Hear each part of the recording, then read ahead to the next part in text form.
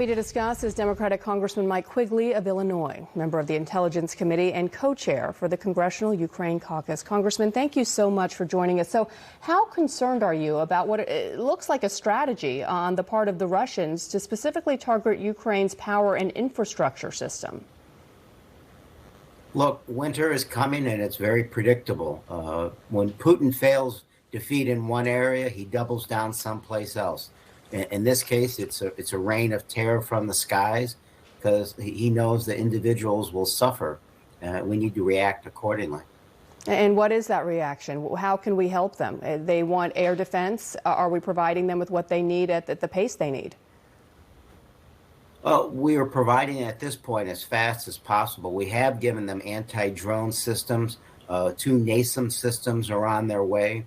Overall, we need to help our allies provide more of the S-300s.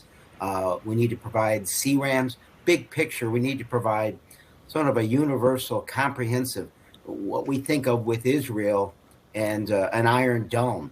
But now we need to add new systems, add to what they have, and link them together in a command and control system as quickly as we possibly can. Yeah, they've been able to knock out some of these drones, but a reminder that this country is much, much larger than the state of Israel. Let me get you to respond to what the U.S. Director of National Intelligence, Avril Haines, said yesterday about Russia and the pace at which it is firing their precision munitions. She says that is running out and at an unsustainable rate. And she attributes that to the sanctions controls and export controls and the sanctions that have been imposed by the United States. But that's not necessarily much relief for Ukrainians, given that we see where Russia has turned, and that is to Iran. Iran has given them thousands of these drones, and President Zelensky says more are anticipated, including, as the Washington Post is reporting, other ballistic missiles as well.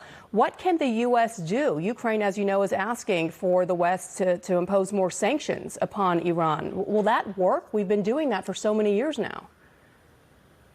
Yeah, but I actually just saw this morning, there was a pretty good CNN piece about that very thing. The sanctions are starting to have an impact on the Putin military machine. First, you stop funding it when they don't get as many resources coming in.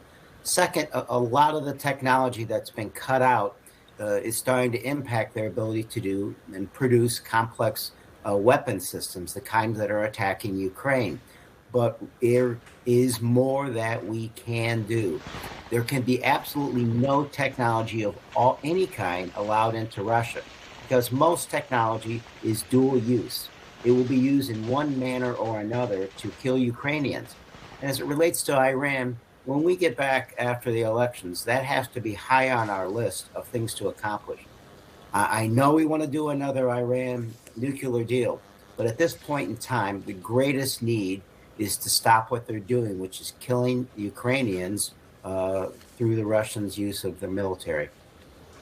The United States and President Biden, his specific administration, has contributed some $60 billion in aid and assistance throughout the course of this war, and just last week pledged an additional $725 million in military aid. I'd like to get you to respond, however, to what Kevin McCarthy said to Punchbowl News in the wake of these upcoming midterm elections and the possibility, the high likelihood, that at least the House could turn over to Republicans. Here's what he said in terms of the additional aid continuing during this war from the United States. He says, I think people are going to be sitting in a recession and they're not going to write a blank check to Ukraine.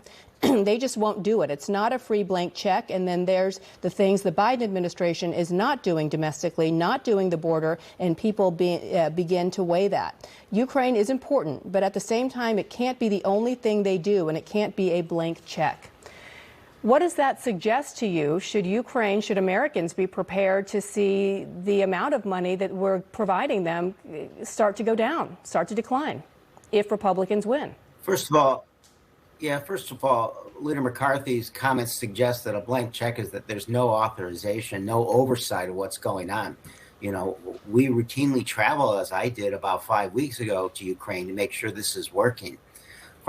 Second, we have to ask ourselves who we are as a country and remind ourselves that our fathers and grandfathers shed blood in Europe to prevent an autocracy from taking over sovereign democratic countries.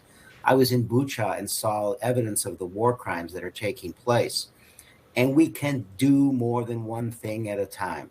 We can deal with inflation, as we have with recent legislation. We can deal with climate change and all the problems that Americans face, and not turn our backs on our responsibility that we talked about with the New World Order after the Second World War.